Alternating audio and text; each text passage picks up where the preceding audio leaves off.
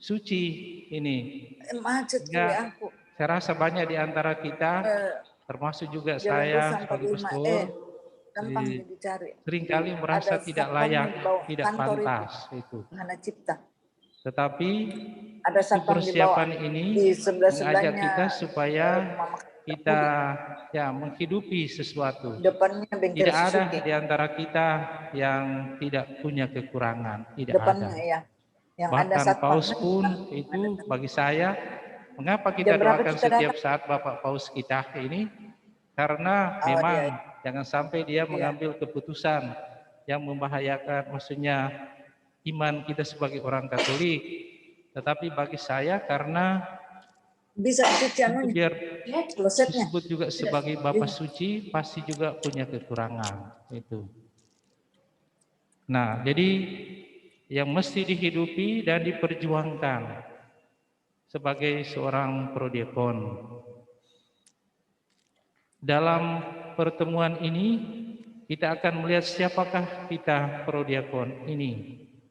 Lalu semangat dasar hidup seorang prodiakon apa? Lalu menghidupi spiritualitas hidup sebagai prodiakon itu. Bapak Ibu, saudara-saudariku yang terkasih, jadi seorang prodiakon atau siapakah kita atau bagaimana kita menjadi seorang prodiakon dikatakan di sini adalah sekolah persiapan prodiakon. Artinya namanya sekolah kan, sekolah ada kepala sekolah di sini. Artinya bagi saya tidak pernah berhenti kan. Seperti Bapak John misalnya, Bapak John Malipungi misalnya, mungkin Bapak John yang paling tua di antara kita kan, itu bukan berarti sudah usia begini lalu sudah selesai itu. Memang karakter kita tentu ada yang tidak bisa dirubah lagi, tetapi semangat sebagai seorang prodiakon setiap saat pantas kita baharui. Mengapa? Karena nanti ada semangat sebagai seorang hamba itu, melayani kan itu. Jadi apalagi sekarang ini kita yang datang. Kalau dulu umat yang datang, atau untuk situasi saat ini kita yang datang itu. Jadi kiranya itu membantu kita sebagai seorang hamba memang. Nah, Bapak Ibu, saudara-saudari terkasih, di sini ditulis dasar teologis tugas prodiakon. Jadi dasarnya adalah untuk menggembalakan dan senantiasa mengembangkan umat Allah, Kristus Tuhan mengadakan dalam gerejanya aneka pelayanan. Yang tujuannya untuk kesejahteraan tubuh dalam huruf besar. Jadi masing-masing kita dalam gereja, jadi gereja atau Kristus Tuhan mengadakan dalam gerejanya aneka pelayanan yang semua punya satu tujuan, bukan untuk diri kita tetapi untuk kesejahteraan seluruh tubuh Kristus tentu. Nah, tuntutan hakikat liturgi sebagai satu perayaan gereja, perayaan liturgi merupakan perayaan seluruh gereja. Jadi dalam perayaan Ekaristi itu bukan saja misalnya perayaannya pastor itu, tetapi di sini upacara-upacara bukanlah tindakan perorangan dari pastor saja, melainkan melibatkan semua anggota tubuh gereja dengan berbagai peran yang berbeda. Jadi dalam satu perayaan itu masing-masing kita punya peran, punya tugas melayani, seperti misalnya putra altar, prodiakon, komentator, paduan suara dan sebagainya, yaitu para tugas kaum awam. Sungguh-sungguh menjalankan pelayanan liturgi. Jadi bukan berarti misalnya sebagai prodiakon lalu kemudian ya kita pada saat membagi Lalu kemudian kita mengatakan bahwa saya tidak sungguh-sungguh mengikuti perayaan Ekaristi. Seringkali kan atau ada umat bilang begitu, padahal ya dengan keberadaan dan tugas kita masing-masing. Karena kau bilang begitu, pastor juga, kalau perhatikan hampir semua berbicara itu. Nah kalau begitu pastor juga tidak merayakan perayaan Ekaristi, kalau begitu. Jadi kita masing-masing dengan cara kita masing-masing yang semuanya tujuan untuk kesejahteraan seluruh tubuh. Jadi kita merasa masing-masing tetapi dalam satu kesatuan, dalam satu perayaan. Ya bukan saja tindakan perorangan, tapi ini adalah tindakan gereja.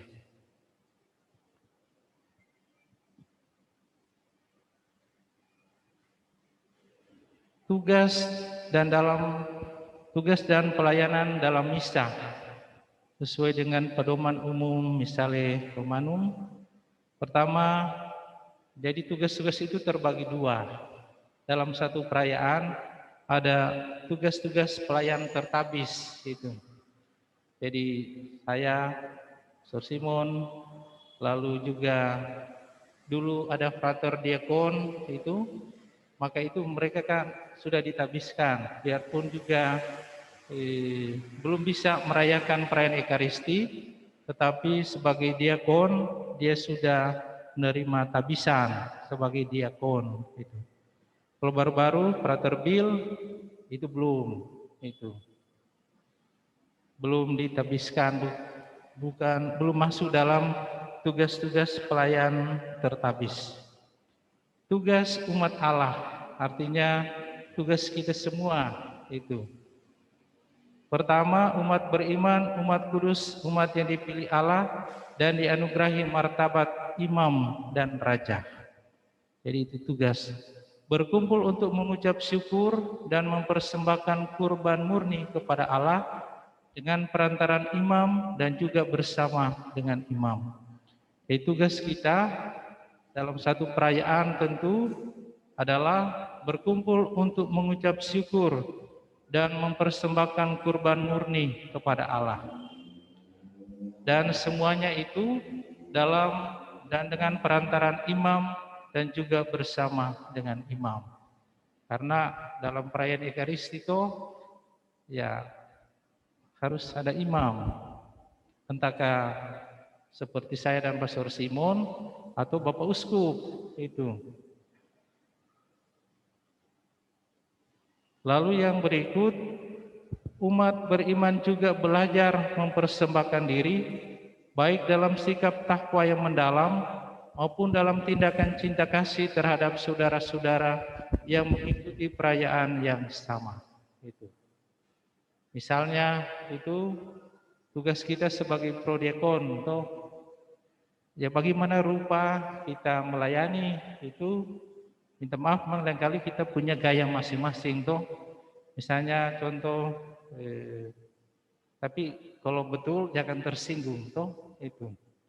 Misalnya seperti Dr. Thomas kan, lalu ada Pak Iwan yang terima komuni itu, lalu karena dia lama-lama dia bilang, wah itu menurut saya tidak sopan itu. Kalau saya secara pribadi itu tidak apa-apa, misalnya ya namanya kita sebagai pelayan kan, hamba, toh walaupun mungkin ini ya sudah kita datang. Artinya kita masing-masing punya karakter masing-masing, toh. Tapi kita ingat tadi yang harus kita hidupi dan perjuangkan. Bukan berarti kalau kita misalnya punya karakter begitu, wah saya tidak cocok itu. Tadi dibilang harus dihidupi dan diperjuangkan. Jadi tidak usah merasa kecil hati kalau misalnya kita, aduh saya jadi begini lagi. Ya kita berusaha juga untuk menyadari kan untuk itu. Jadi misalnya seperti contoh itu. Jadi dengan cara kita juga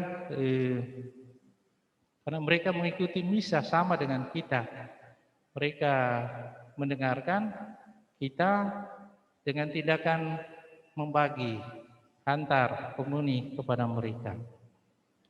Lalu juga menjauhi sikap mementingkan diri sendiri dan menghindarkan perpecahan, serta harus sadar bahwa mereka semua mempunyai satu Bapa di surga, sehingga seluruh umat bersaudara satu sama lain. Jadi kita merasa sebagai satu keluarga itu. Dalam satu gereja ini kita merasa sebagai satu keluarga.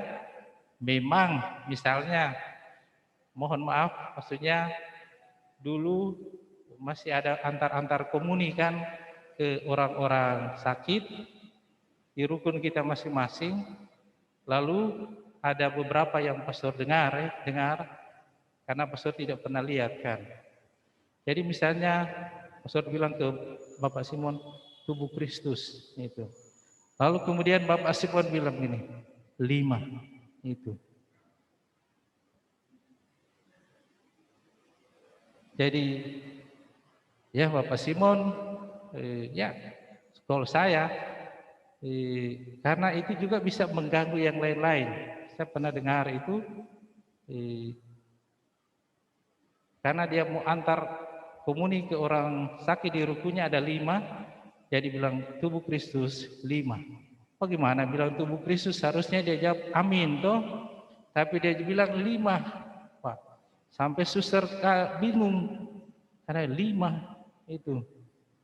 Wah, jadi kita juga perlu mengingatkan, maksudnya kalau dia bertanya bilang nanti sebentar itu. Karena sudah paling kan Pak Simon sudah ambil 1 minimal kan, kali 2 itu. Tapi bukan tidak mungkin tidak cukup 5 yang diambil oleh Bapak Simon. Jadi itu perlu juga kita ingatkan, nanti sebentar. Tidak apa-apa, kita bukan berarti tidak bisa bicara, hanya tubuh Kristus itu.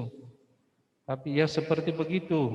Jadi jangan sampai justru kita menjadi, ya katakanlah, batu sandungan bagi yang lain itu. Jadi mohon yang kebiasaan ini kalau masih ada, seperti yang sudah kita buat yang lalu, jadi fiksisnya itu diletakkan di altar itu. Nah itu.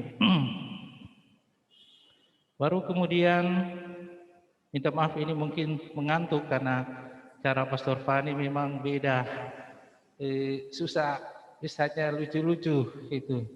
Walaupun nama saya sendiri kalau dalam bahasa Inggris namanya lucu, tapi sebenarnya tidak juga. Ya, apa boleh buat, orang tua sudah memberi yang terbaik, jadi disyukuri.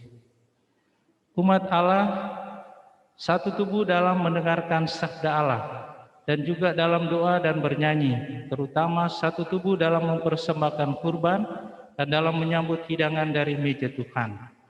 Jadi kita sebagai umat Allah itu tidak merasa bahwa saya prodiakon, saya lebih dari yang lain, tapi kita satu dalam mendengarkan sabda Allah dan satu juga dalam berdoa dan menyanyi. Hanya tentu kita melaksanakan tugas kita masing-masing kan.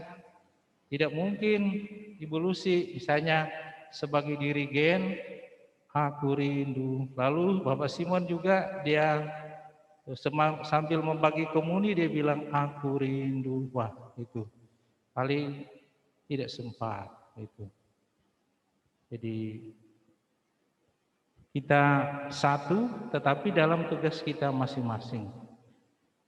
Kesatuan ini tampil indah baik bila semua mengambil sikap tubuh yang sama maupun bila mereka melaksanakan tata gerak yang sama. Artinya kan ada berlutut, berdiri, ini satu kesatuan. Itulah salah satu keistimewaan dalam gereja kita, itu di mana kita berlutut, di mana kita berdiri, kecuali ya kalau misalnya lutut kita ada gangguan atau ya kalau ada bisul di lutut ya jangan berlutut, itu duduk saja dengan tenang itu. Hendaknya umat beriman dengan senang hati melayani umat Allah bila diminta untuk melakukan pelayanan atau tugas khusus dalam perayaan. Hal ini saya perhatikan sudah hidup di dalam minimal untuk prodiakon. Prodiakon, jadi ada yang misalnya terlambat atau tidak datang, ada halangan. Saya perhatikan di grup itu, dia bilang saya bisa itu. Oh saya ya macam-macam lah. Tapi yang penting saya perhatikan itu sudah hidup itu. Dengan kita menyatakan saya saya bersedia, itu satu semangat untuk dengan rela melakukan pelayanan dan tugas khusus. Nah, ini hal yang sedikit lain, tapi supaya jangan ya ada yang disebut pelayan khusus. Pelayan khusus itu akolit dan lektor yang dilantik. Artinya dalam tingkatan untuk menuju imamat itu ada pelantikan. Ada pertama itu lektor itu. Apa itu lektor? Ini di sini sebut. Lalu yang kedua akolit. Kalau tidak salah waktu Frater Bill datang dia sudah dilantik sebagai lektor itu. Karena kalau tidak salah tingkat 5 di seminari itu dilantik sebagai akolit. Baru tingkat 6 itu diakon. Baru setelah itu masa diakonal sekian bulan baru dilantik sebagai seorang imam itu.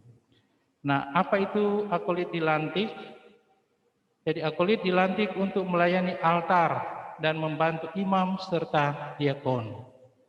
Jadi kalau Bapak Ibu perhatikan di atas ini, sebenarnya aturannya tidak semua bisa.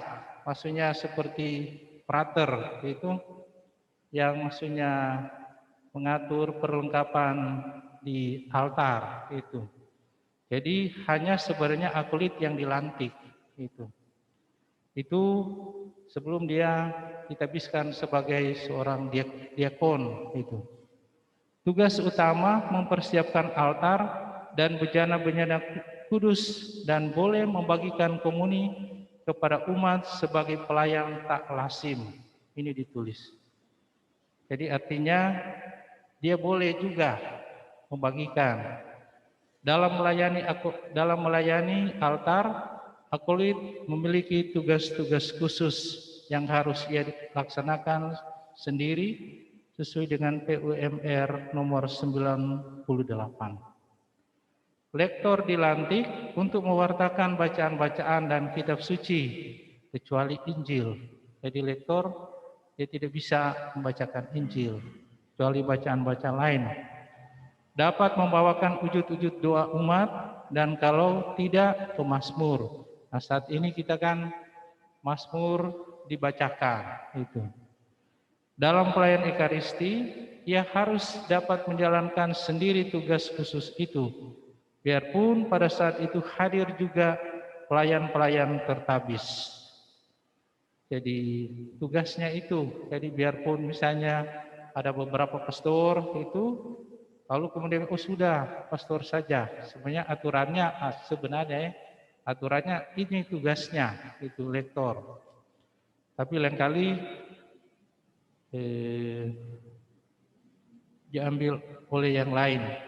Tapi yang paling kentara kalau misalnya Bapak Ibu perhatikan pada saat misalnya ada misa biarpun dia ada pastor, saya sebagai pastor paroki, lalu ada uskup sebagai selebran utama, lalu ada prodiakon di sampingnya itu, bukan prodiakon utama, diakon, maka bagian pengutusan itu bukan oleh uskup, tapi oleh diakon yang memang ditulis di situ. Jadi ada bagian-bagian. Petugas lain, nah kita masuk di situ.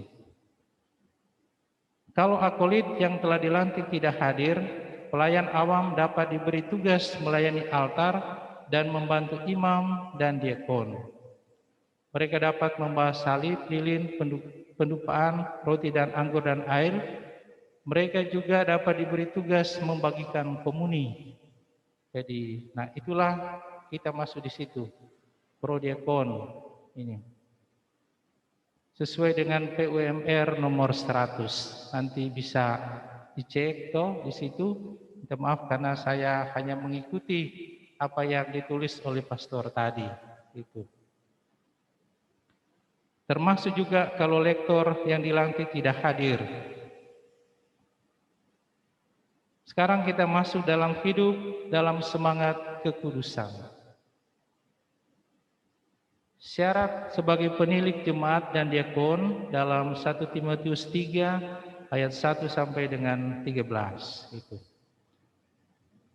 Ini syarat, tapi jangan merasa bahwa seperti di awal tadi kami sampaikan yang kiranya dapat kita hidupi itu.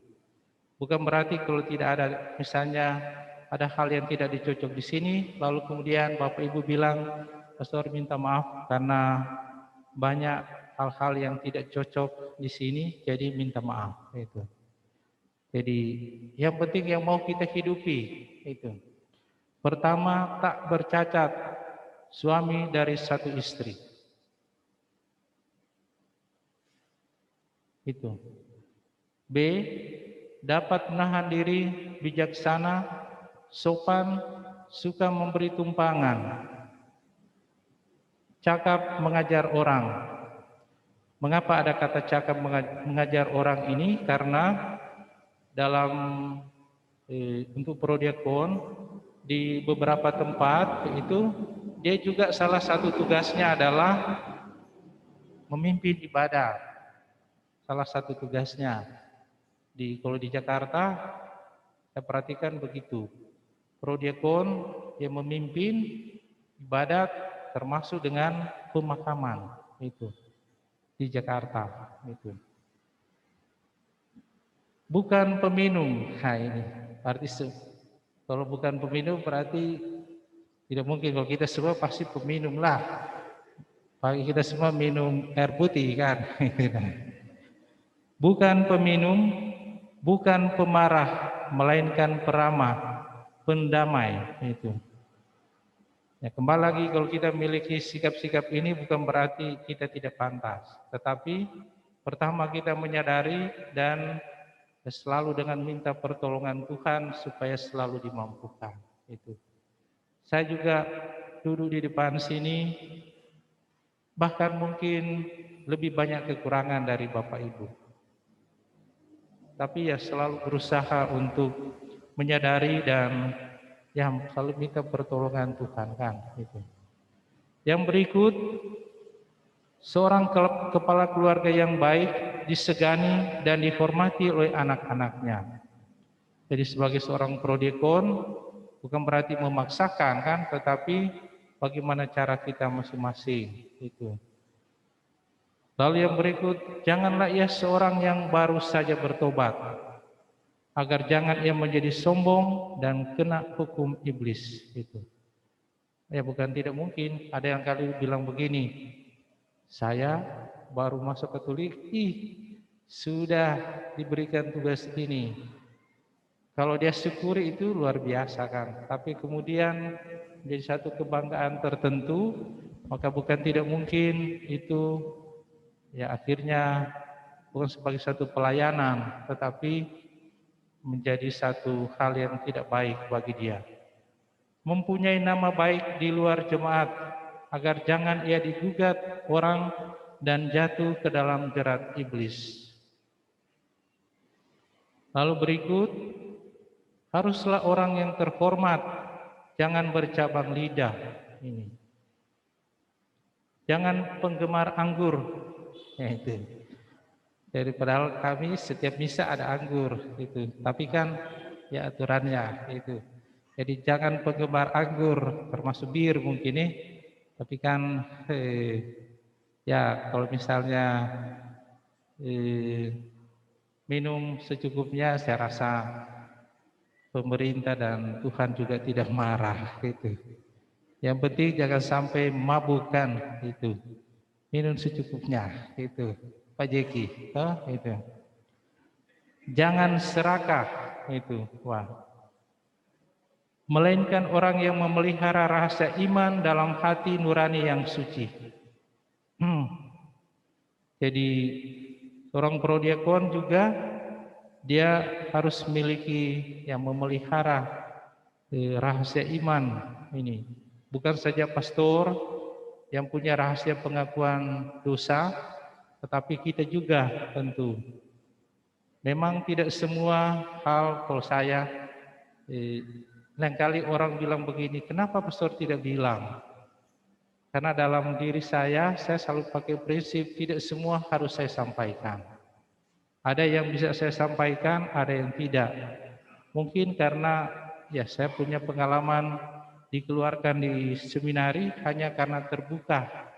Saya bilang bahwa saya setiap hari keluar darah di hidung itu. Sehingga dikeluarkan di seminari saya. Dikeluarkan seminari menengah. Nanti setelah itu masuk lagi. Setelah tidak lagi keluar darah atau mimisan itu. Karena setiap pagi itu dikeluarkan di seminari, setelah itu kalau begitu tidak semua harus saya sampaikan, hanya hal-hal tertentu saja. Lalu kedua, harus diuji dahulu baru ditetapkan dalam pelayanan itu setelah ternyata mereka tidak bercacat. Ini yang dari kitab suci tadi. Istri-istri, hendaklah orang yang terhormat, jangan pemfitnah. Ini kan prodiakon kebanyakan laki-laki, toh beberapa ibu ini. Sebenarnya minta maaf yang lalu saya merencanakan juga sejumlah anak muda itu, tetapi yang saya hubungi mereka tidak bersedia itu. Alasannya karena baru-baru kan kita COVID ini toh. Jadi sehingga bukan berarti anak-anak muda yang masih SMP dan SMA, tapi yang saya rasa sudah cukup ini, dan saya lihat juga soal keterlibatannya, tetapi yang saya hubungi mereka menolak itu. Bilang pastor kami cukup saja dengan apa kami ini. Lalu suami dari satu istri dan mengurus anak-anak dan keluarganya dengan baik. Jadi artinya pertemuan kita ini juga membantu kita ya dengan mendengarkan hal ini menjadi juga pembaharuan bagi kita kan itu. Kalau mungkin kita kurang memperhatikan anak-anak dan keluarga, maka kalimat yang terakhir ini, suami dari satu istri dan mengurus anak-anak dan keluarganya dengan baik, ya menjadi usaha kita kan. Saya rasa semua dari kita mau menjadi keluarga yang baik dan selalu disenangi oleh istri dan anak-anak dan sebaliknya.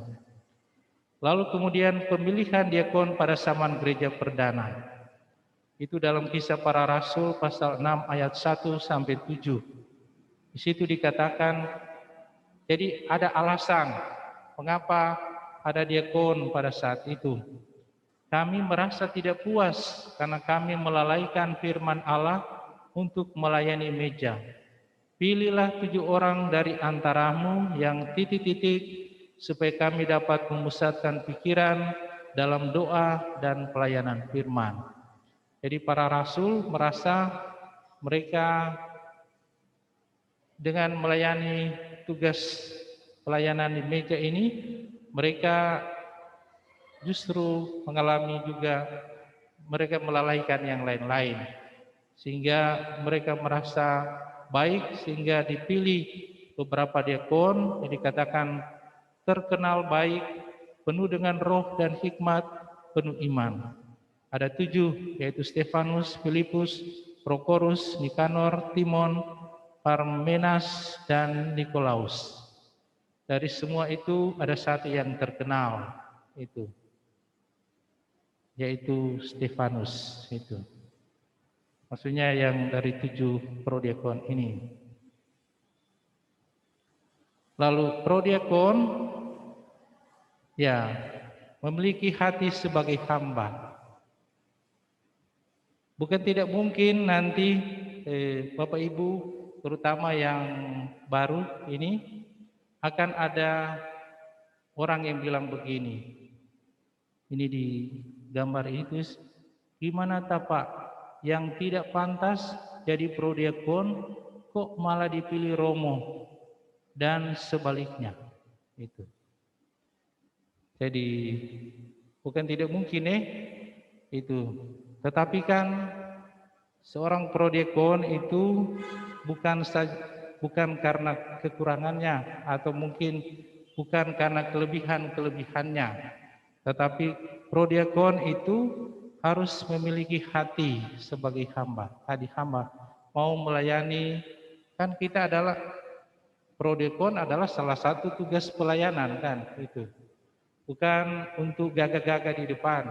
Nah sekarang kan sudah dikurangi yang ini kan, maksudnya yang dulu-dulu kan masih ada. Sekarang karena jumlahnya terbatas, maka supaya kita tidak saling ganti yang lain yang pakai, maka diambil kebijakan tidak usah pakai yang ininya. Tinggal kita menggunakan jubah yang ada itu.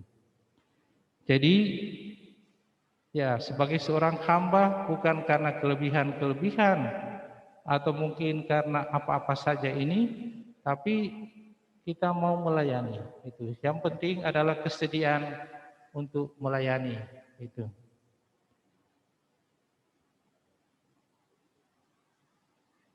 Ya, ini sedikit, tapi baiklah saya bacakan saja. Sebagai seorang hamba, prodiakon mendagingkan kekudusan pada zaman ini, menghayati spiritualitas, berpangkal dari peristiwa Allah, menjelma menjadi manusia. Jadi Allah itu yang katakanlah yang maha dan semuanya ini, dia mau menjadi manusia sama dengan kita. Jadi dia menjelma. Itulah karena dia punya tugas dari Allah sendiri, yaitu untuk melayani supaya diselamatkan. Dia menjadi seorang hamba.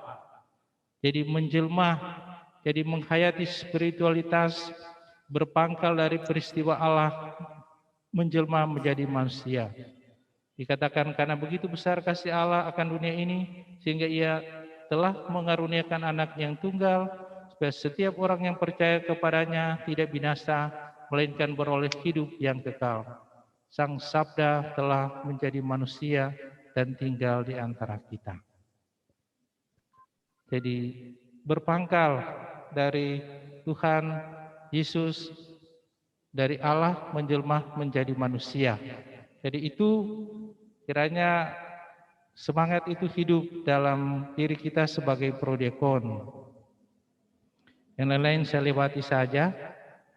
Lalu mendagingkan sabda, siap sebagai hamba. Di sini ada Santa Teresia dari Kalkuta, Santo Paus Yohanes Paulus II, Santo pelindung orang tua kita masing-masing, guru, sahabat dekat.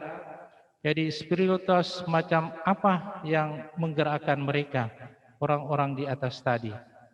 Kerohanian bukan hanya menjadi urusan saleh yang tak ada hubungannya dengan pergulatan hidup sehari-hari, namun justru menjadi bagian dalam persoalan hidup bersama. Jadi kerohanian bukan saja setiap saat kita masuk gereja dan berdoa, tapi juga berkaitan dengan pergumulan kita masing-masing.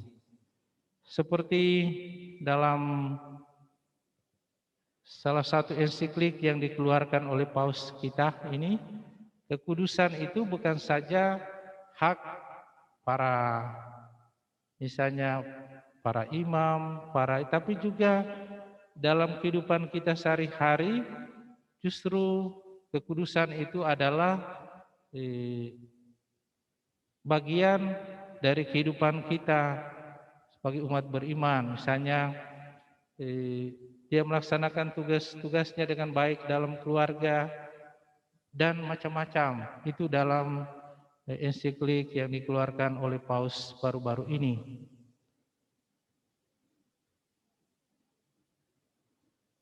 Lalu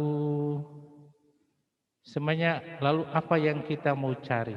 Itu ditulis ini querere. Querere artinya kita mau cari apa?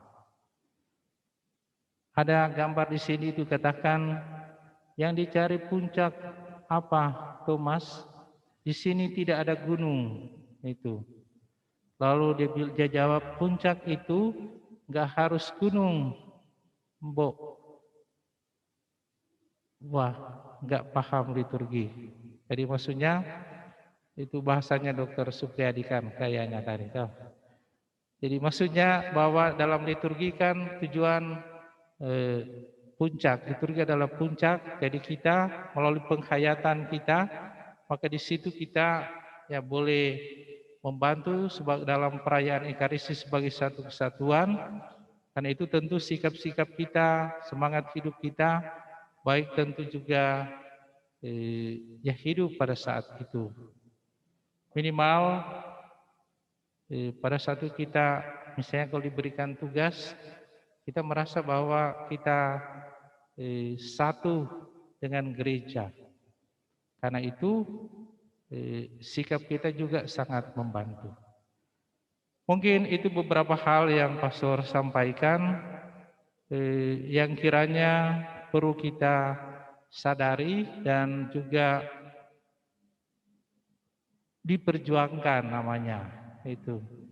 Tapi bukan berarti kalau misalnya tidak ada yang dikriteria di atas itu kita tidak layak itu.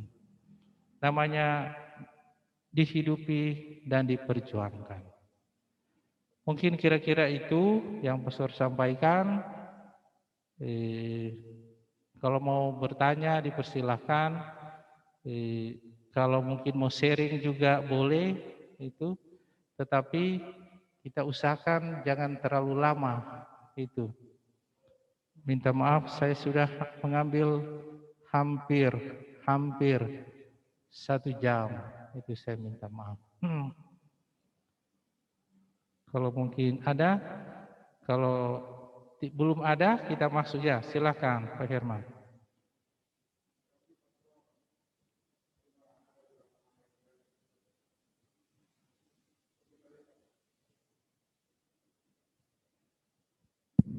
Ya, seperti tadi Pastor sampaikan bahwa kalau ada teman yang minta 5, itu pernah saya alami, jadi bukan sering, pernah dari 2 teman. Tapi Pastor bilang abaikan aja ya. Gimana? Yang minta posti lebih, Ya. tapi diminta di bisnisnya. Nah itu selanjutnya kita abaikan saja, bilang nanti. Atau kita berikan. Kita kasih saja 1 untuk dia makan kan. Tapi kalau dia masih tetap kasih ini, bilang nanti sebentar. Karena ya seperti tadi kan, kita kan bukan saja sendirian. Lalu misalnya ada umat yang tidak tahu, dia bilang, kenapa Bapak ini dia. Lalu kemudian setelah itu bahkan ada minta maaf, mungkin tiba-tiba dia baptiksis tuh, lalu dimasukkan di sini misalnya. Lalu orang bilang, ada hal apa ini? Jadi justru di situ dikatakan bisa menjadi batu sandungan bagi yang lain. Itu jadi menurut saya bilang saya kalau tetap dia kasih begini, bilang begini saja, nanti sebentar. Tidak apa-apa kita bicara. Jadi bicara maksudnya kan daripada dia cuma begini, itu kita kasih 1 itu. Karena itu mohon kiranya tentu teman-teman yang ada di sini tuh, jadi kalau tugas itu tidak apa-apa, misalnya kan kebanyakan saya dengan Pastor Simon ada di sini. Jadi sebaiknya di sini. Ya, baik Tapi Pastor. begini juga, masanya begini kan, memang lain kali setiap pastor ada kebijakan masing-masing. Sehingga nanti juga pada saatnya kalau saya sudah tidak di sini itu nanti tanya sama pastor yang bersangkutan kan. Siapa tahu pastor yang bersangkutan bilang boleh, nah itu kan silahkan itu. Tapi kalau saya itu sebaiknya jangan. Kalau saya Pastor Fani karena saya selalu berusaha dalam perayaan Ekaristi supaya menjaga suasana itu. Kali itu perhatikan saya jarang itu tegur-tegur di dalam misa. Walaupun misalnya sudah salah itu, misalnya pernah lagu Kudus, dia sudah menyanyi lagu Anak Domba Allah. Saya biarkan saja itu. Karena saya tidak mau mengganggu suasana itu. Di sini belum pernah terjadi, tapi di stasi-stasi itu biasa itu. Karena mereka pikir semua lagu sama, jadi dia sikat saja itu. Dengan begitu semangat, saya biarkan saja itu. Kira-kira begitu. Ya, baik Pastor. Yang kedua Pastor, ini kadang-kadang ada yang terlambat datang. Nah, itu toleransinya sampai kapan dia bisa masuk ke dalam gitu. Misalnya ada prodiakon yang terlambat, pastor sudah di mimbar, apakah dia masih diperkenankan masuk langsung ke tempat? Kalau yang begitu, kalau tidak salah kan yang lalu saya pernah baca di situ diharapkan petugasnya prodiakon kurang lebih sekian menit sudah ada, toh. Tetapi lain kali mau cari orang tidak ada itu. Tapi diharapkan tentu mungkin disepakati saja, toh.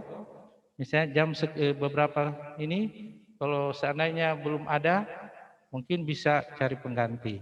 Tetapi kalau seandainya tidak ada orang yang ada, maksudnya protokol yang ada, maka ya apa boleh buat itu. Daripada misalnya hanya saya sendiri atau Pastor Simon atau Pastor siapa, lalu wah itu lama sekali kan. Kalau menurut saya diharapkan kita sudah datang sebelum misa mulai. Kalau menurut saya, karena tentu pertama tempat kita kan di depan, toh, dan kita kan menjadi minta maaf tidak dilihat oleh umat itu. Jadi kita usahakan datang cepat supaya kita tidak mengganggu juga suasana umat yang sementara berdoa.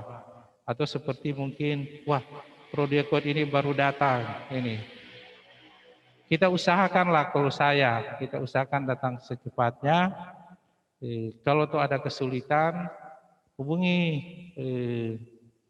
Simon, Pak Robert itu supaya bisa diatur kan itu. Jadi kalau memang toh sudah tidak ada seperti yang lalu, saya mau minta Bapak Iwan, tapi PPA minta sama Bapak John waktu itu, John Haryanto, sampai dia kaget itu, karena waktu itu kan banyak orang, cuma saya sendiri, lalu saya kasih tahu PPA, nanti kamu ke belakang sana, ketemu ada satu bapak dengan istrinya duduk sama-sama, bilang pastor minta untuk datang ganti baju itu. PPA datang hubungi Bapak John di sini. Untung Bapak John tidak naik itu. Tapi kalau dia naik juga pasti saya tidak akan bilang tidak itu. Yang menjaga perasaan orang kan itu. Jadi itu misalnya Pak Herman.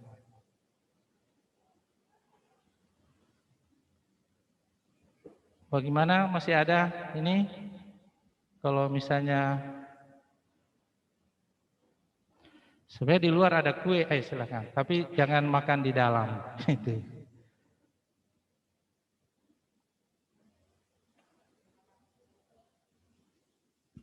Terima kasih. Pastor, tadi saya mendengar apa yang disampaikan Pastor itu saya merasakan bahwa sebenarnya itu berat buat saya. Terlebih pada ada tadi hati sebagai seorang hamba, lalu itu tidak suka marah-marah. Itu dua hal itu pastor yang saya rasa saya masih sulit sekali untuk melakukan itu. Jadi Oh, oke, baik. ya, Jadi begini itu, tadi seperti Pastor sampaikan tadi, tak seorang pun di antara kita tanpa kekurangan. Itu kekurangan dalam arti keterbatasan kita. Itu bahkan saya pernah dengar ada dulu dia pernah tugas di sini juga. Itu dia pukul PPA sementara misa. Itu ada satu pastor itu.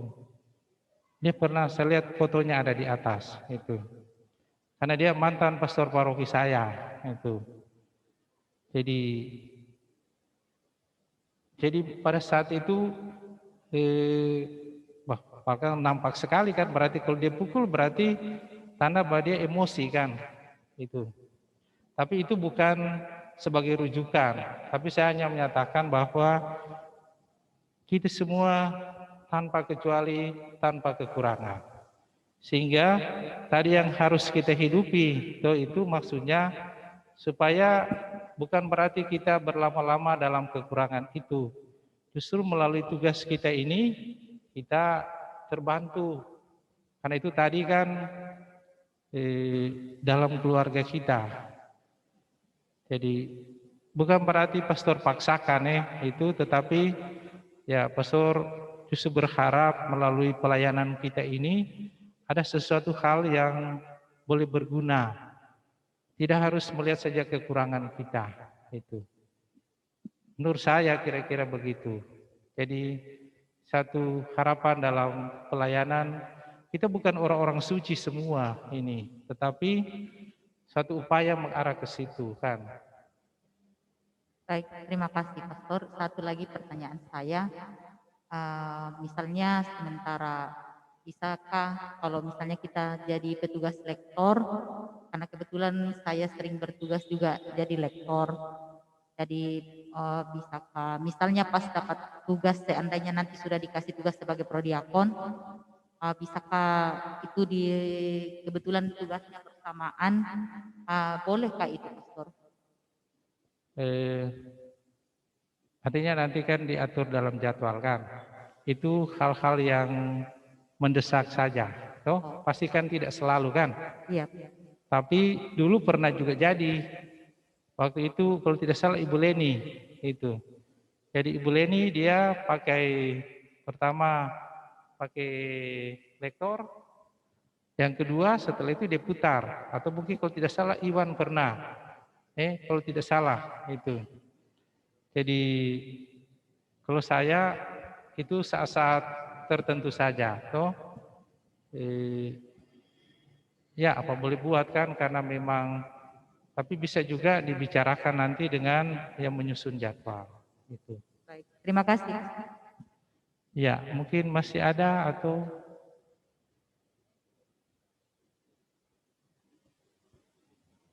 ya Pak Robi.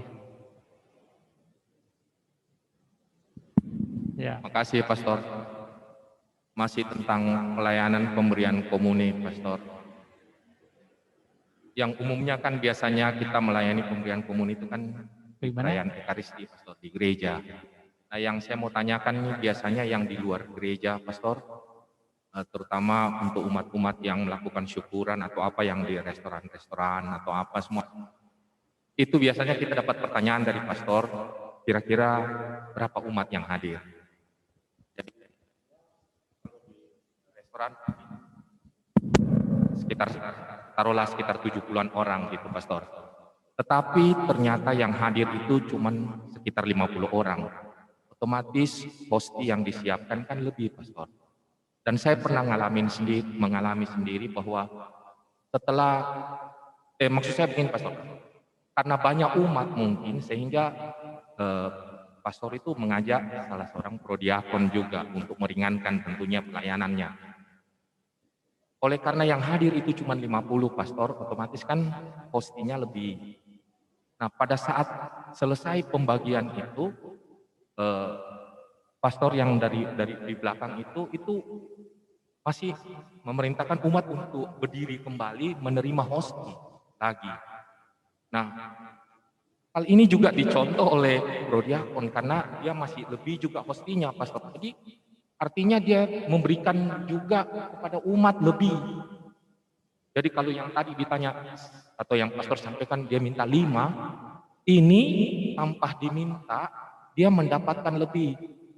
Jadi prodiakon juga memberikan lebih.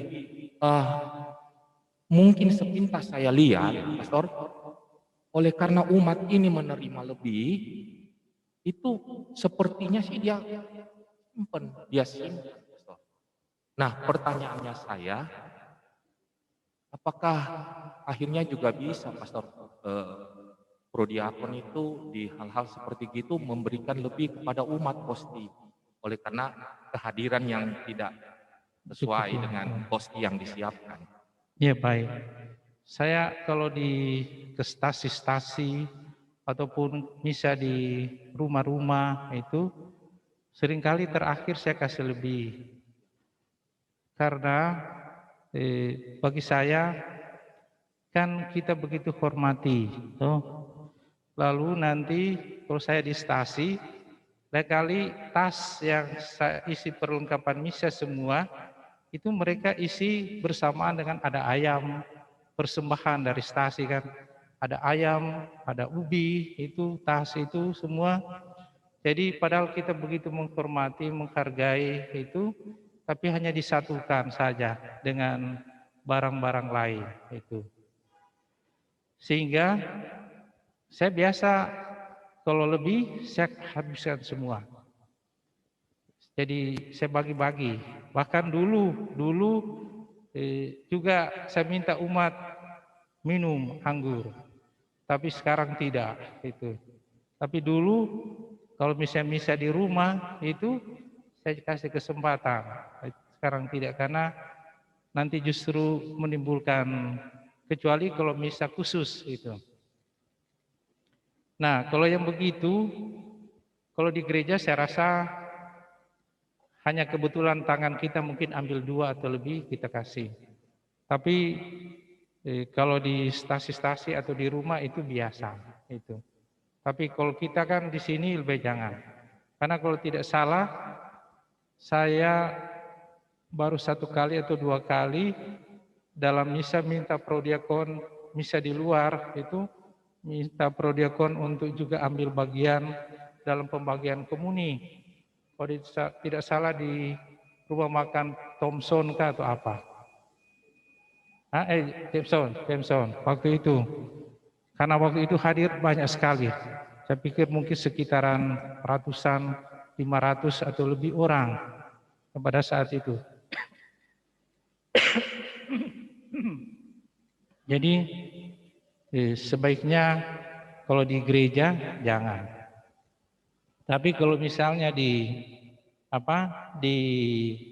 rukun atau di satu tempat, kalau misalnya banyak, karena saya selalu berusaha, kalau saya sendiri itu, saya usahakan tidak ada yang sisa, karena alasan tadi, saya biasa itu. Jadi misalnya pastor, kita sebagai prodiakon, kita membagikan lebih oleh karena kehadiran yang kurang itu, terus kita lihat misalnya dia tidak makan, bawa itu, jangan. Kita bisa tegur langsung. Yang penting kita ingatkan, bilang tidak boleh. Itu tidak boleh, karena itu bahkan yang lalu-lalu jadi masalah. Tuh. Bagi kita tidak ada istilah, kecuali yang petugas prodiakon, itu mereka membawa kan. Tapi bagi umat-umat yang lain itu tidak boleh. Itu. Jadi kita harus ingatkan, kalau dia ini ya kita ambil itu. Jadi jangan misalnya dulu saya masih ingat perayaan Paskah kalau tidak salah, ada satu anak muda yang bilang dia mengaku gereja di sini sampai pendetanya datang ketemu saya. Dia merasa tersinggung pendetanya, lalu dia datang bilang, Pak Pastor, dia bukan umat saya, tapi ya katanya beredar bahwa dia umat di sini. Ada gereja kan di sini. Jadi saya masih ingat itu. Jadi karena dia simpan itu. Jadi kita mesti ingatkan. Artinya kan soal penghormatan itu. Entah dia Katolik atau tidak, tetap kita minta, kita dengan sopan minta kan. Minta maaf, saya minta ulang ini posti. Kecuali kalau dia langsung makan ya silahkan itu. Atau kita bisa suruh dia makan itu. Tapi kalau tidak kita minta itu. Karena itu lebih parah lagi daripada bilang 5 itu. Apalagi misalnya dia main-mainkan di rumah, itu. Itu kira-kira Pak Romi. Terus yang terakhir Pastor, mengenai peraturan Pastor tentang halangan orang-orang yang layak menerima komuni, misalnya dengan dosa atau pelanggaran berat, Pastor. Karena saya pernah di gereja lain, Pastor, atau taruh kata di kota lain, mungkin di situ pastornya itu sudah lama sekali bertugas di situ, sehingga dia mengenal persis umatnya satu persatu.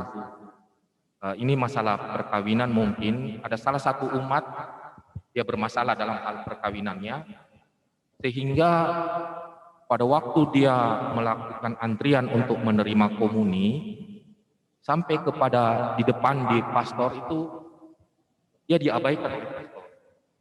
Jadi dia disuruh minggir. Kebetulan juga dia itu saya kenal. Saya tahu bahwa dia memang bermasalah, tapi bukan saya yang laporin ke pastor, tapi orang lain mungkin yang lapor. Pada waktu dia dikasih minggir sama pastor, artinya dia tidak layak diberikan komuni, itu dia pergi ke prodiakon, Pastor. Dan tentu prodiakon tidak mengenal persis atau apa itu dia diberikan. Nah, seandainya itu terjadi kepada kita, kita tidak mengenal dia dan kita berikan, nah itu apakah salah apa tidak, Pastor? Yang kedua, karena mungkin orang-orang pada heran dia bisa menerima komuni lewat prodiakon, itu di luar itu dia ngomel-ngomel. Tuhan saja memaafkan orang, kenapa pastor tidak, katanya. Ya mungkin dia tidak mengerti.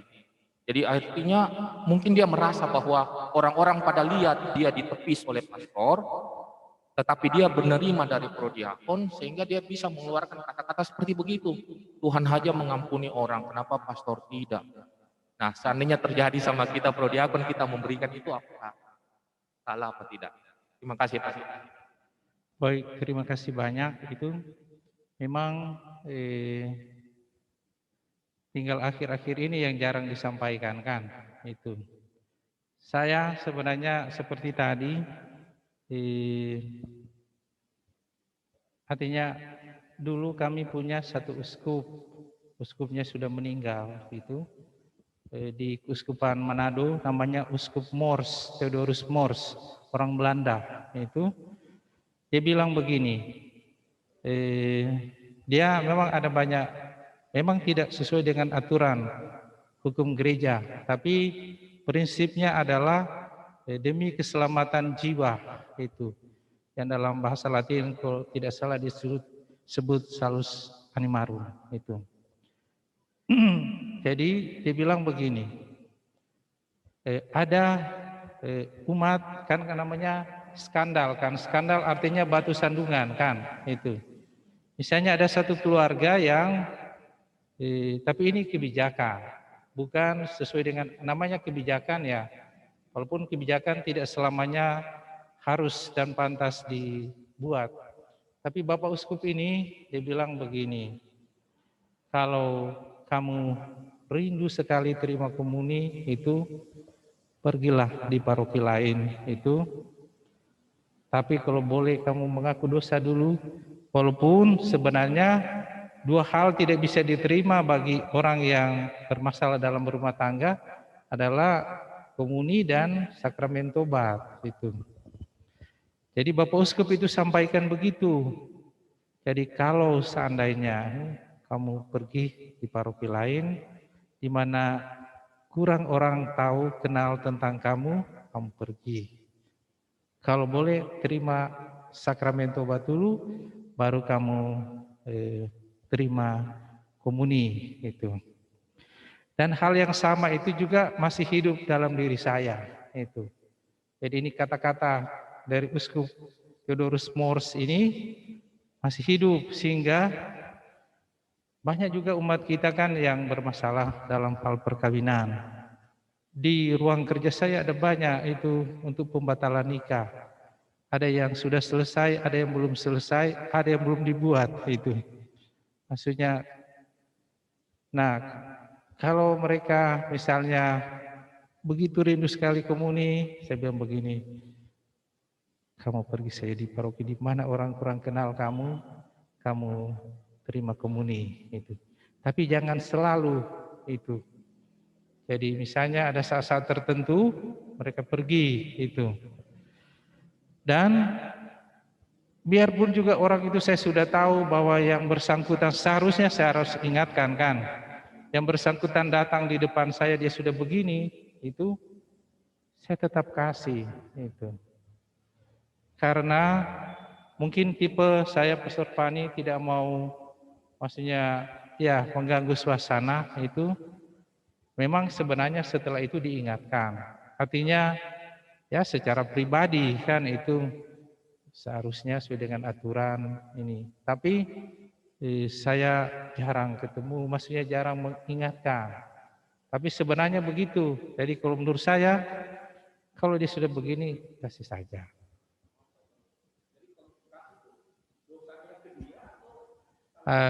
Saya rasa kita nanti Tuhan punya urusan itu. Jadi kalau saya kasih saja, lalu mungkin pada saat itu kita carilah dengan waktu yang tepat itu, kalau kita bisa itu mengingatkan itu. Siapa tahu justru mungkin bisa bantu dalam hal yang lebih lagi. Misalnya mungkin perkawinannya.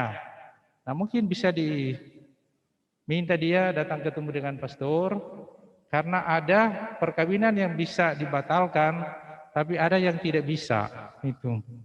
Artinya siapa tahu bisa terbantu lebih lagi kan, itu siapa tahu. Ada yang memang tidak bisa dibatalkan, tapi ada yang masih bisa dibantu. Saya jujur saja di tempat tugas saya di Manado, yaitu di Kawangkoan itu, saya tahu bahwa yang bersangkutan ini, jadi dia sudah datang, tetap saya kasih. Bahkan ada orang yang pernah saya marah itu karena dia sampaikan sesuatu ke saya itu, dia bilang, pastor kami sudah lama tunggu pastor itu. Padahal karena bukan kesalahan saya, justru dia yang paling banyak saya berkati itu di Palu itu. Jadi saya kasih saja, lalu setelah itu kita jangan cerita-cerita, tapi kalau boleh kita datang ketemu dengan dia, kalau boleh itu. Kalau dosa ya memang sudahlah, nanti Tuhan punya urusan itu.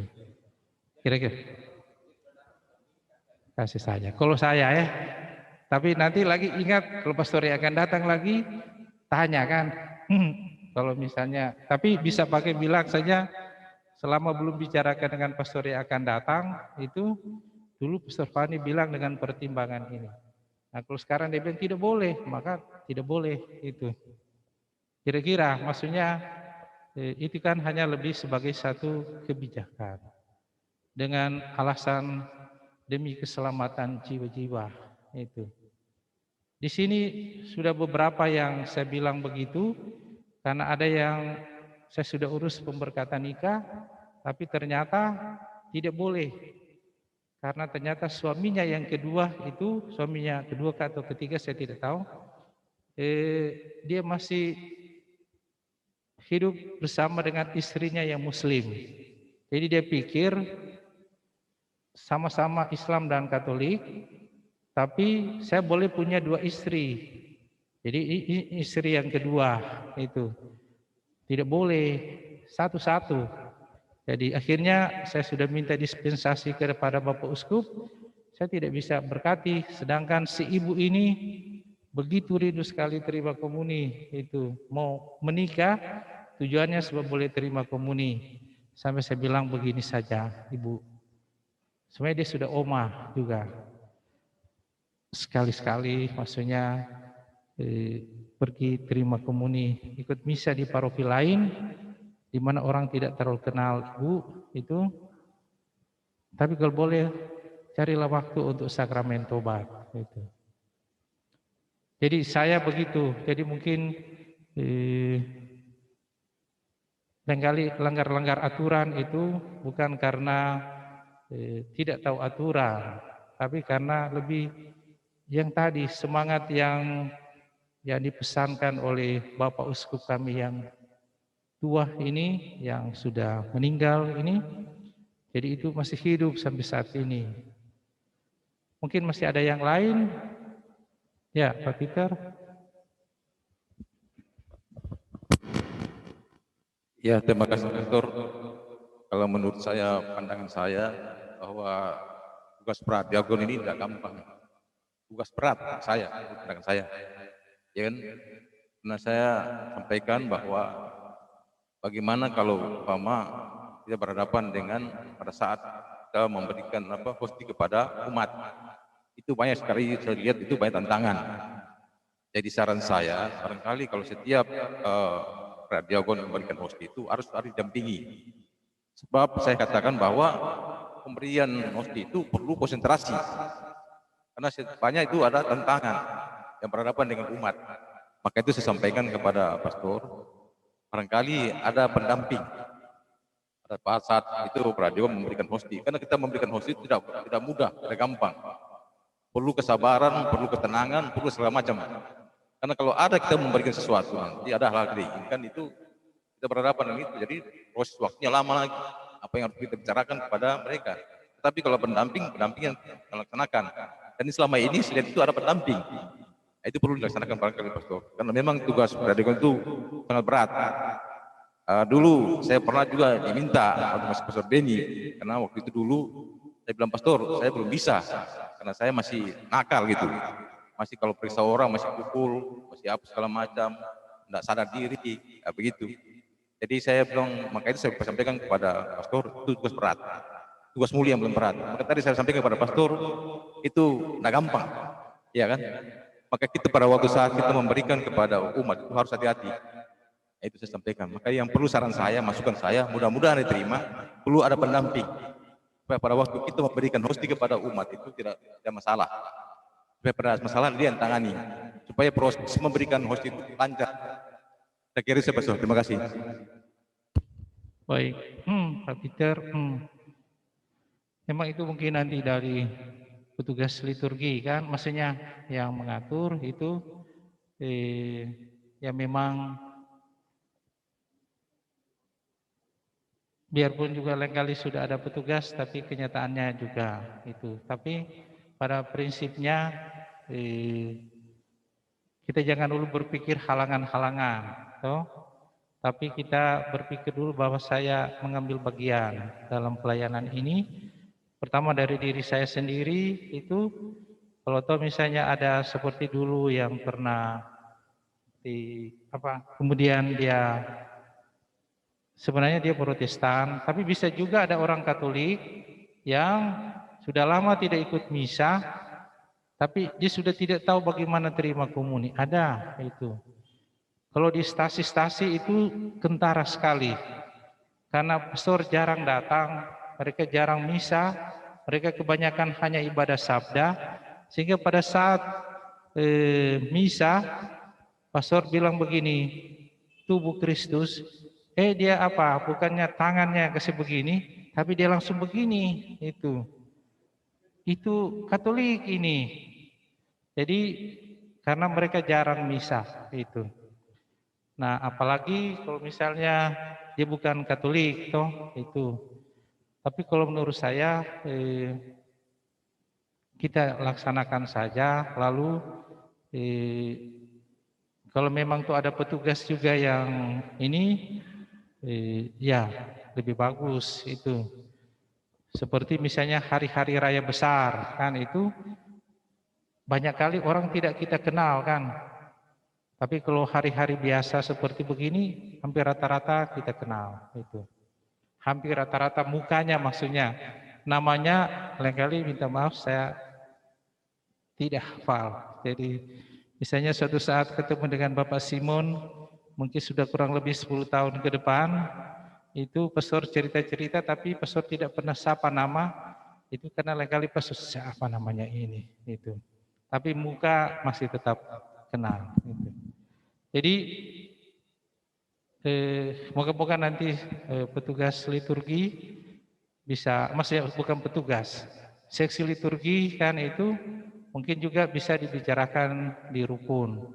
Ya, semua apa yang disampaikan ini kan supaya semuanya kita merasa terbantu. Membayangkan ada satu yang kemudian dia terima komuni begini, itu ya pasti kan mungkin juga kalau saya biasa saya tarik itu. Karena ya kita harus menerima dalam suasana yang sopan itu. Bahkan pun menurut ada dosen liturgi saya itu Pastor Paul Cepitoy dia bilang begini, seharusnya orang yang dia tidak jawab jangan kasih. Seharusnya karena ini kan tubuh Kristus. Kan kita harus jawab amin. Apakah kita menghayati, mengimani itu atau tidak kan? Jadi lebih parah lagi dia. Jadi misalnya sekarang kebanyakan orang yang tubuh Kristus, jadi keluar dari suara ingus itu. Jadi sebenarnya karena jangan sampai dia tidak mengimani itu. Dia pikir sama saja dengan roti biasa, roti seperti mungkin roti yang disediakan ini. Tapi ya kembali lagi menurut saya,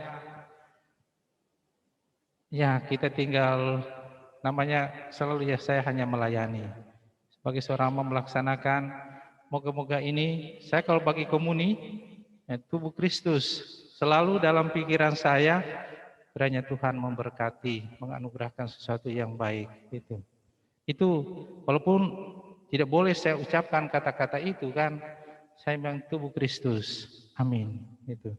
Jadi ada satu niat yang baik itu tubuh Kristus. Apalagi kalau misalnya saya tahu betul yang bersangkutan pernah sharing dan cerita-cerita tentang saya, ya selalu itu. Jadi kira-kira Pak Peter begitu. Pak Markus? Tapi begini, ini sudah hampir jam 12.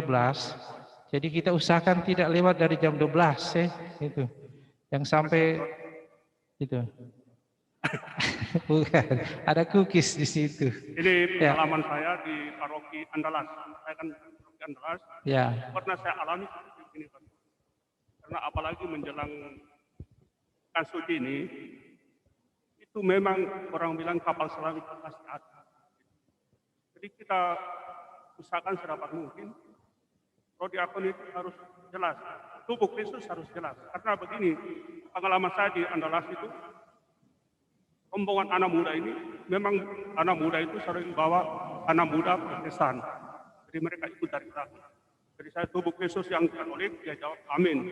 Tangannya terbuka dan mereka terus. Yang Protestan ini, saya bilang tubuh Kristus, tangannya tidak buka, tapi tangan begini terus. Saya bilang tubuh Kristus tidak juga. Terus saya boleh tanya, maaf ya, kamu agama Protestan, silakan. Saya kode petugas, terus diamankan.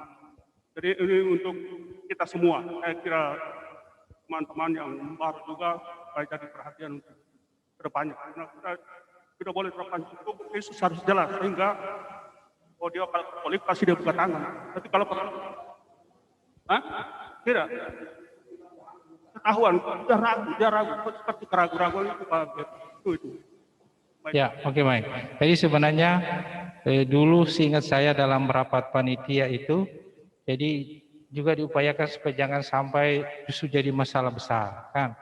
Dengan adanya petugas, ya jangan sampai misalnya kita sudah geledah dari situ semua dan ya apalagi sampai pukul, itu jangan itu. Jadi mungkin petugasnya datang menghantar lalu ya menyampaikan itu. Kalau tuh ada yang begitu, memang kan itu seperti dulu kan ada setiap pembagi komuni ada itu. Ya saya rasa itu ya berkaitan dengan Pak Peter. Nanti Ibu Lucy maksudnya seksi liturgi peristiwa dalam perayaan Pekan Suci ini yang banyak orang datang ini. Ada yang tidak kita kenal, ada yang kita kenal itu. Ya, kira-kira. Masih ada? Oh, begini dulu. Anu dulu. Oh, Bapak Simon nanti kedua. Oh, Bapak Simon dulu katanya. Terima kasih, Pastor. Ini menampung beberapa pertanyaan dari prodiakon, dia malu bertanya. Pertama, dari saya dulu, mohon penjelasan, Pastor, ya, mengenai hal-hal yang bersinggungan dengan tugas prodiakon ini, ya. Sibori dan kain putih, ya. Apa kegunaannya gitu, ya? Karena masih banyak yang tidak tahu. Lalu kemudian mengenai prodiakon itu bagaimana sikap formatnya pada saat selesai melayani pembagian komuni lalu di panti imam tidak ada imam, ya, maksudnya meletakkan cibori itu, ya. Lalu yang terakhir ini mengenai kenapa sampai prodiakon tidak boleh menyentuh tabernakel. Demikian, Ya. Pastor. Terima kasih. Oke, baik, terima kasih banyak. Jadi memang pertama perlu juga soal kesatuan kan itu. Jadi misalnya kalau kita datang itu selama ini kan pada saat anak domba Allah kan kita datang itu. Tapi tidak usah salam-salaman di sini itu. Jadi datang saja entah dari sini atau dari sini itu kan seperti kita salam damai itu sebenarnya bukan berarti selamat-selamat itu. Salam damai itu artinya kita membagikan damai Kristus. Damai Kristus. Dijawab amin. Jadi jangan, minta maaf saya perhatikan, jadi kesananya dari sana semua yang di sini itu dia salam-salami semua.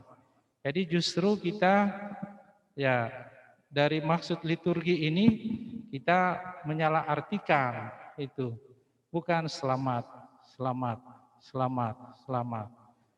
Jadi memang sekarang kita tidak selamat lagi, tapi ya sudahlah di kiri kanan kita langsung datang itu di sini, lalu kemudian ya kita datang ada hand sanitizer sana. Kita langsung bersihkan tangan kita, kan pertama untuk diri kita kan, seperti yang sudah biasa jalan saat ini kan.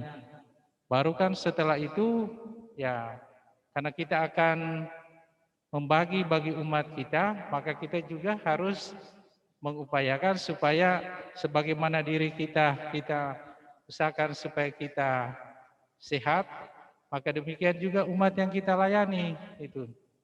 Kalau mungkin Bapak Ibu perhatikan, saya di atas itu beberapa kali pakai hand sanitizer gitu. Sebenarnya saya tidak usah pakai hand sanitizer misalnya pada saat saya ini mau angkat inilah anak domba Allah itu. Atau sebelum saya pecahkan kan itu. Karena hanya saya kan yang mau makan misalnya kan. Tapi kan seringkali hosti yang sama ini saya bagikan juga kepada prodiakon atau juga kepada umat. Karena itu saya di tangan saya. Yang seringkali justru yang saya lupakan pada saat saya makan terakhir itu. Dan kali saya tidak sempat, tapi saya pikir hanya untuk diri saya kan itu. Jadi itu maksudnya. Lalu kemudian kan ya sudahlah kita berdiri, katakanlah ya rapilah di situ. Tidak harus misalnya memang kita seperti berbaris seperti dokter atau sebagai seorang tentara, kan itu mesti ada yang bilang apalah itu maksudnya, maksudnya yang mesti rapi. Yang pentinglah berdirilah dengan pantas.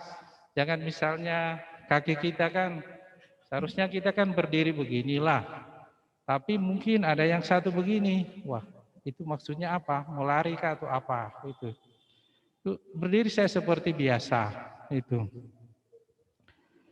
Lalu tentang apa ini? Membuka tabernakel, toh itu. Memang setiap pastor berbeda itu. Dalam apa itu tidak disebut itu bahwa, tapi selama ini kan yang memang yang membuka adalah pastor. Di paroki lain memang mungkin ada. Tapi kalau perhatikan misalnya contoh gotong-gotong atau apa, dulunya saya dengar kalau tidak salah itu bisa dibuka itu. Tapi sekarang mereka pastor di sana ada beberapa, sehingga saya dengar setelah itu pastor yang satu dia sudah datang dia buka itu. Jadi bukan lagi umat itu. Lalu pertama kan saya mengikuti kebiasaan Pastor Beni itu. Pastor Beni maksudnya dia tetap maksudnya berpegang bahwa itu tugasnya pastor itu atau prater itu. Sehingga saya melanjutkan itu. Tidak tahu pastor yang akan datang apakah pastor yang akan datang misalnya bilang silahkan itu. Tetapi pada prinsipnya saya Pastor Fani tetap melanjutkan itu.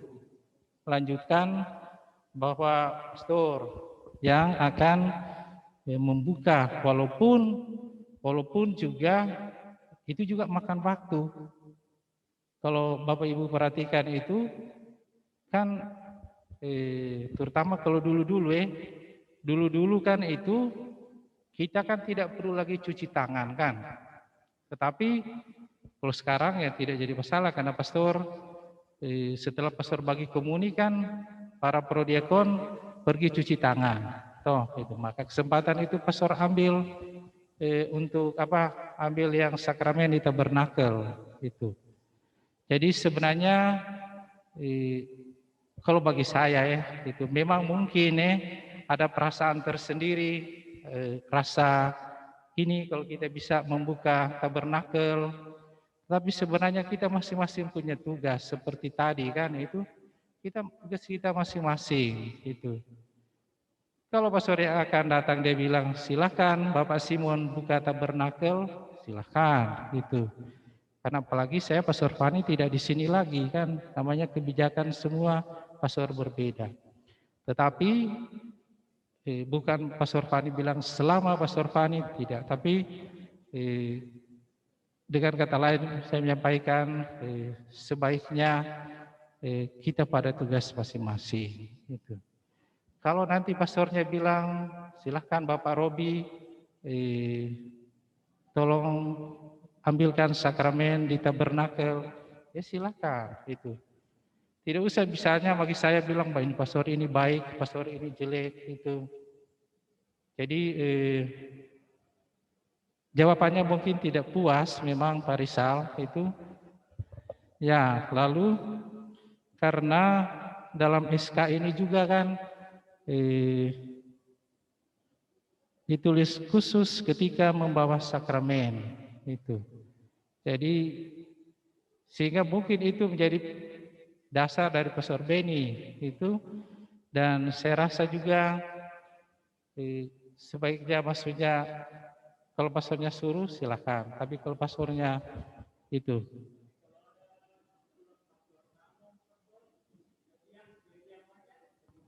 oh ya diam saja itu artinya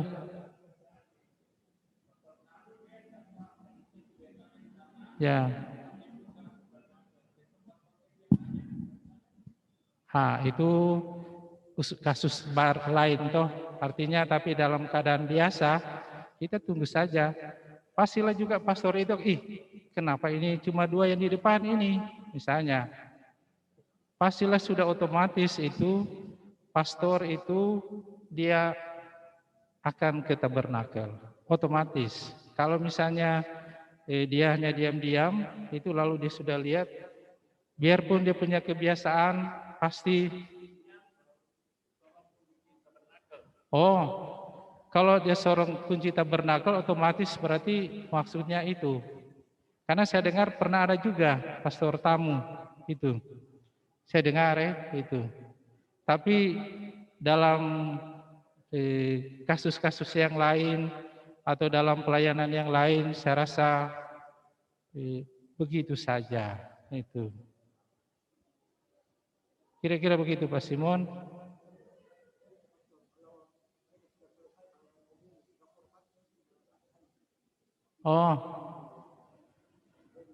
Ya. Jadi begini, memang saya lihat ada beda-beda. Mungkin saya perhatikan lain kali ada yang tunggu saya sampai itu. Tapi lain kali bukan cuma tunggu saja saya di situ, tapi tunggu di atas ini. Tapi ada yang setelah kasih dia langsung turun itu. Ada macam-macam yang memang pertanyaan yang baik juga kan ini. Memang kan kita diharapkan tentu bukan memang semua seragam, memang begini semua, tapi minimal bagi saya kita punya ada rasa hormat. Jadi ada rasa hormat itu kalau memang mau misalnya kita semua dulu sudah bagi komunitas semua baru kita turun ya silakan itu. Tapi minimal ada satu rasa kita hormat itu. Kita bukan saja sebagai pembagi, tapi sebenarnya kita yang menghantarkan kan, menghantarkan tubuh Kristus itu. Jadi kalau tahu misalnya seperti itu, boleh saja kita sepakati pada saat ini, misalnya tunggu misalnya, karena memang kalau lalu lalang juga kan suasana tidak terlalu bagus. Misalnya kita tunggu misalnya selesai semua, baru kemudian turun, boleh itu. Karena juga misalnya kan satu datang, satu turun. Pokoknya lah suasana di altar, panti imam khususnya, itu begitu ramai. Itu. Kalau memang mau misalnya, jadi yang penting kita pada saat itu diletakkan di altar kan, kita kan umat juga menghormati.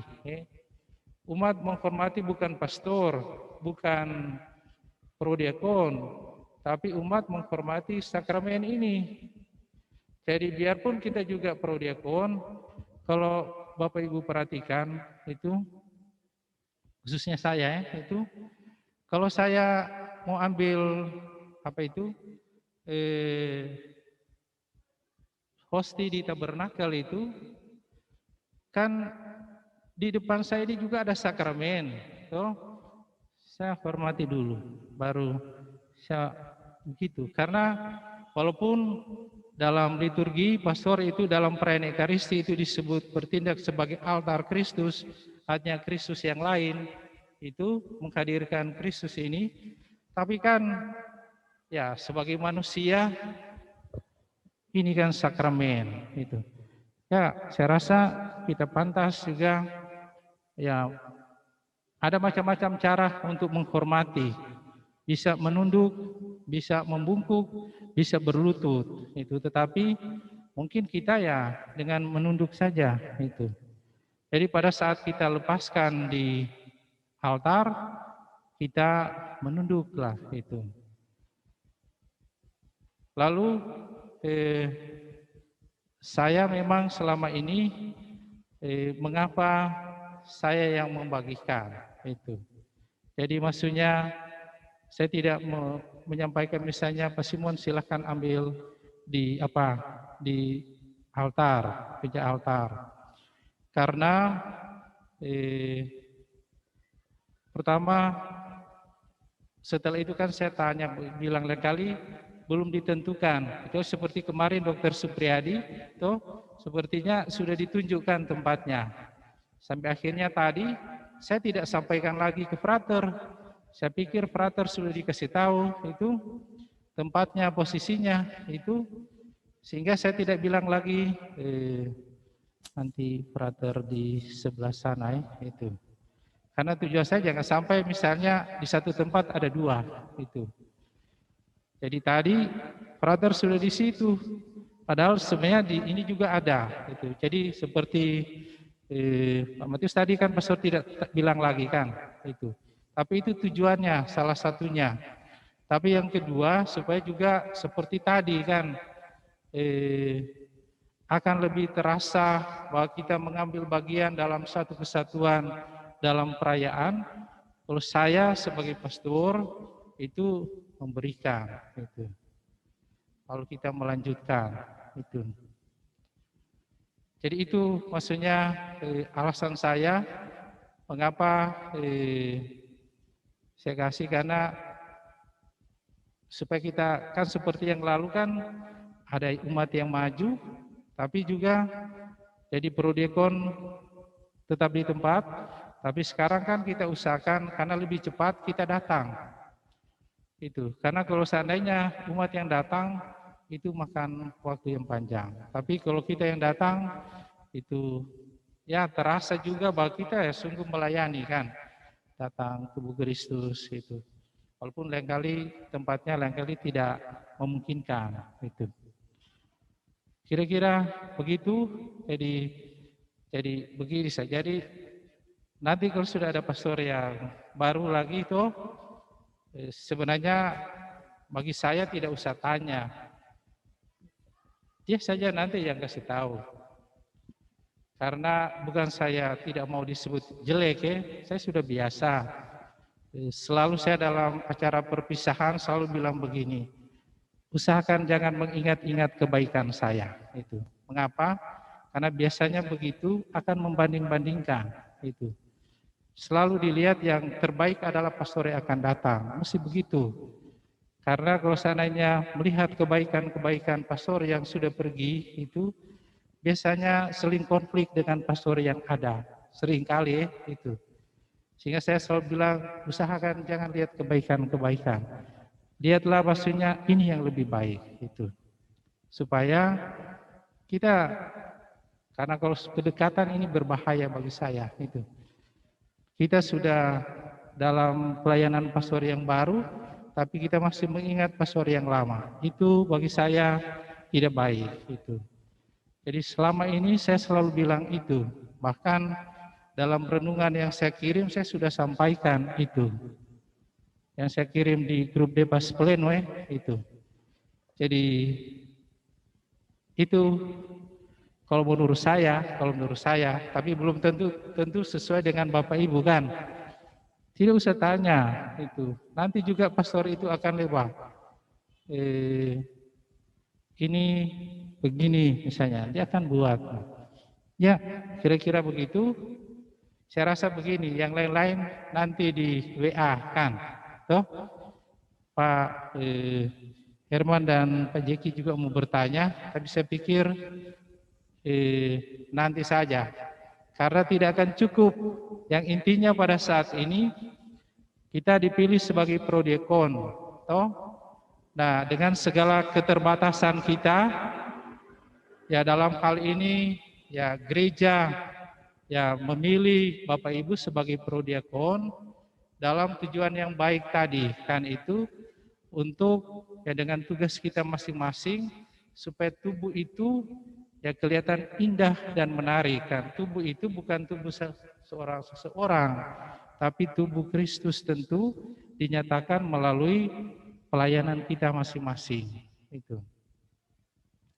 Kalau kita punya kekurangan itu biasa, karena tak seorang pun di antara kita tanpa kekurangan itu. Tetapi melalui persiapan kita pada kesempatan ini kita diajak untuk ya menghidupi itu.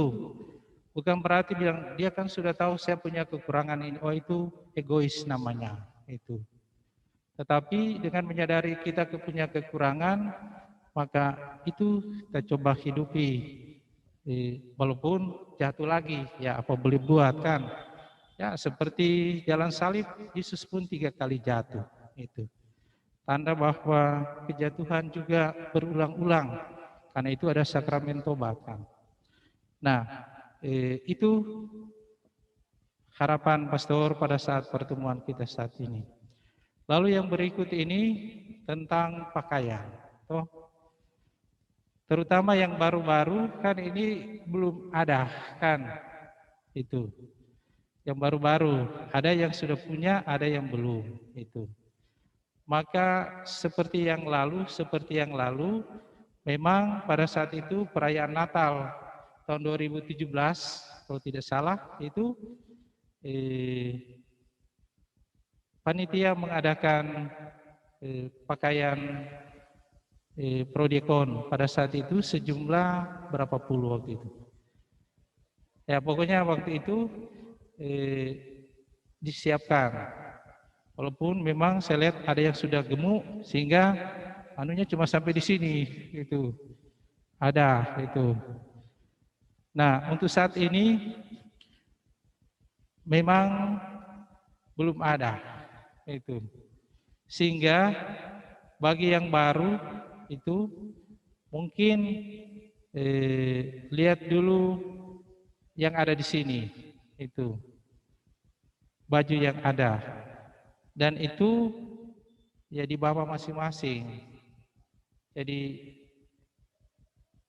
mungkin nanti ya ke depan dibicarakan tentang baju prodiakon, tetapi kalau misalnya mau memesan di obor ada.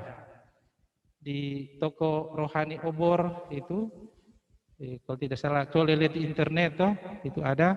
Tapi itu sementara, kalau seandainya ini mungkin bisa ketemu bisa juga Ibu Lucy karena seksi liturgi, atau mungkin juga pokoknya lihatlah mungkin mana yang masih pas itu. Ada beberapa yang sudah mengembalikan karena seperti Pak Alex Pangalinan dia sudah kembalikan. Dia kembalikan tiga baju prodiakon itu. Jadi dia sudah kembalikan. Ada beberapa yang karena sudah meninggal itu, kalau tidak salah keluarganya dia sudah bawa ke sini itu. Mungkin boleh, tapi tidak usah takutlah. Artinya sedangkan seperti kami kasula-kasula ini kan yang lain juga pastornya sudah meninggal itu. Yang pernah pakai itu. Yang penting kan kita maksud baik itu. Nanti mungkin kita ketemu dengan Ibu Lucy. Kalau Ibu Lucy kan sudah punya, toh, karena sebagai lektor, toh, lektor sudah punya. Jadi mungkin tidak usah mengadakan, tinggal menggunakan apa yang ada. Itu. Jadi kira-kira tentang pakaian begitu, toh. Tapi kalau mau misalnya mau pesan, bisa dipesan duluan, itu di obor, itu. Lalu yang berikut ini. Kan dalam surat Bapak Uskup ini mereka diberi pembekalan katekesis secukupnya, artinya ya secukupnya toh, tentang tugas suci ini. Jadi ini tentang tugas suci ini dan sesudahnya dilantik dalam suatu upacara liturgis sederhana itu. Jadi dilantik dalam upacara, jadi semua semua dilantik dalam upacara di gereja itu. Ya kecuali kalau misalnya mungkin belum bisa hadir dalam kebersamaan ya silahkan. Tetapi ya tentu diharapkan pada saat itu mengikuti sebagaimana nanti kami para pastor pada tanggal 25 itu, bagi para pastor yang tidak bisa hadir dalam pembaharuan janji imamat di katedral pada saat itu, dalam surat yang diedarkan pada saat mengikuti perayaan Ekaristi online itu, pada saat pembaharuan janji itu, semua para pastor yang mengikuti secara online berdiri ya entahkah di pastorannya atau mungkin juga dia sementara misa itu disampaikan dalam surat yang dikirim oleh Pastor Karol itu. Jadi bagi yang tidak sempat hadir di gereja pada saat itu, ya seperti itu juga. Jadi karena kesan pastor, lain-kali misa online itu, ya lain-kali bukan ikut misa, tapi menonton. Kan ada yang baru bangun, baru kemudian misa. Padahal walaupun beberapa juga pastor perhatikan, mereka sudah siapkan bunga dan apa semua, mereka mengikuti misa secara online. Jadi itu. Nah, kapan kita akan dilantik itu? Yaitu pada hari Minggu depan. Tanggal berapa itu? Pokoknya Minggu Palma ini. Tanggal 28. Karena pada saat itu kita juga tetap duduk sesuai dengan protokol yang ada itu, maka jumlah kita kan cukup lumayan itu. Sehingga saya rencanakan misa jam 17.00 itu. Bukan misa jam 8.30. Karena misa 8.30 itu kan banyak umat yang hadir. Seperti tadi banyak umat yang hadir sehingga penuh ini gereja tadi sampai di luar dan juga di balkon tadi ada. Sehingga pada pelantikan pada hari Minggu jam 17.00 supaya kita juga tidak saja merasa bahwa hanya kita, tapi kita tahu itu hari Minggu kan. Jadi ada juga umat yang lain yang mau merayakan perayaan Ekaristi pada perayaan hari Minggu. Jadi sebenarnya dalam pikiran pastor jam 8.30 yang biasanya, tapi jam 17.00 di sini. Jadi pada saat itu mungkin nanti Pak Simon dan Pak Robert atur toh, karena nanti kan orang juga umat kita yang datang kan pakai ini, apa itu, kartu toh. Lalu jangan sampai tempat yang ada ini, lalu kemudian ada umat juga yang apa itu. Jadi nanti tolong maksudnya diaturlah mana-mana apakah kita menggunakan semua yang di depan ini atau yang ini silakan. Nanti Bapak Simon dan Bapak Robert atur itu untuk tempat duduk kita pada saat itu. Dan seringkali kan pada saat pelantikan kita maju ke depan, kita tidak maju ke depan. Kita duduk di tempat masing-masing berdiri itu. Supaya tidak membuat kumpulan banyak orang itu, walaupun sudah banyak yang divaksin yang ada di sini itu, walaupun itu. Jadi kita duduk pada saat itu begitu. Lalu terakhir nanti Bapak Robert sediakan kue saat itu. Artinya selesai misa ya mungkin, tapi seperti biasa kan itu usahakan jangan berkumpul-kumpul. Itu mungkin jangan dulu keluar pada saat setelah misa, karena mungkin Pak Robert siapkan kue saja khusus sejumlah prodiakon yang ada kan. Itu. Tapi setelah itu kita langsung pulang. Itu tidak ada misalnya foto-foto akan ada, tapi yang lain-lainnya tidak ada. Supaya kita juga memberi contoh kan untuk itu. Mungkin begitu. Pada saat itu pakaian apa yang akan kita pakai? Pertama tentu pakai pakaian prodiakon lah, toh. Nah karena itu bagi yang belum punya itu mungkin minta tolong nanti Ibu Lucy itu atau coba lihat di sini apakah hari ini atau hari lain bisa melihat apa yang cocok toh bagi yang belum punya baju prodiakon itu, supaya cek minimal, karena lain kali itu belum sempat dicuci. Nah itu cucilah itu tuh. Kalau sekarang perlu dicuci, kalau dulu saya lihat tidak perlu dicuci. Gitu. Artinya satu baju bisa dipakai berulang-ulang oleh beberapa orang. Sekarang satu baju dipakai oleh yang bersangkutan saja. Itu.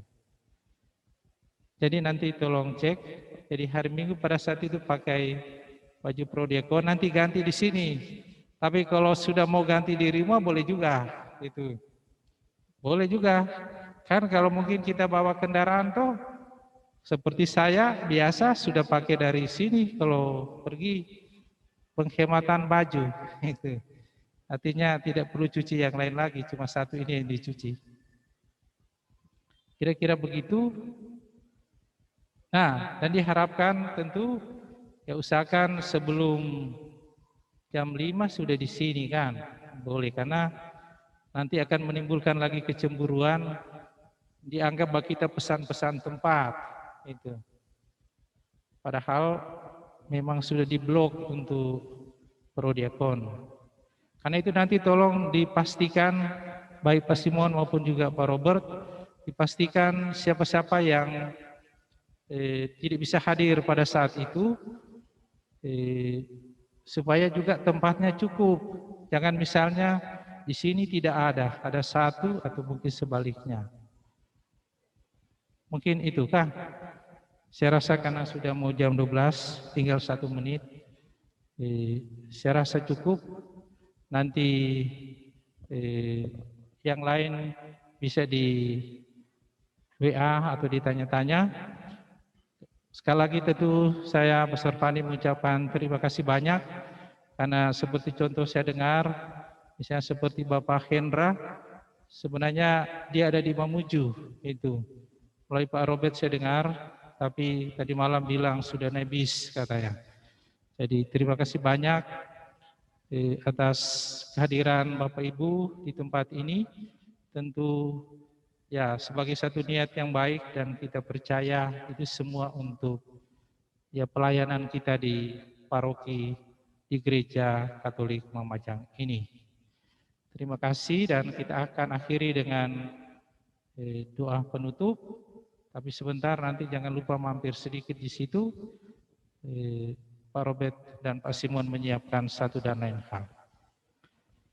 Cukup, mari kita akhiri dengan doa dan mohon berkat Tuhan. Dalam nama Bapa dan Putra dan Roh Kudus. Amin. Tuhan sertamu. Tuhan, terima kasih atas waktu yang Engkau anugerahkan bagi kami, sehingga pada kesempatan ini Kau perkenankan kami untuk membaca dan juga mendengarkan dan mengungkapkan apa-apa yang baik dalam kelancaran dan dalam penghayatan kami sebagai pelayan-Mu di tengah-tengah umat di Paroki Mamajang ini, secara khusus sebagai prodiakon. Semoga kiranya apa yang kami dengarkan, kami bacakan, kami ungkapkan, sungguh boleh membuat kami sesuai dengan apa yang Engkau kehendaki, yaitu mengambil bagian dalam kesatuan dalam tubuh Yesus Kristus Putra-Mu. Berkatilah kami semua, berkatilah keluarga kami masing-masing, dan berkatilah umat yang kami layani dalam tugas kami sebagai prodiakon.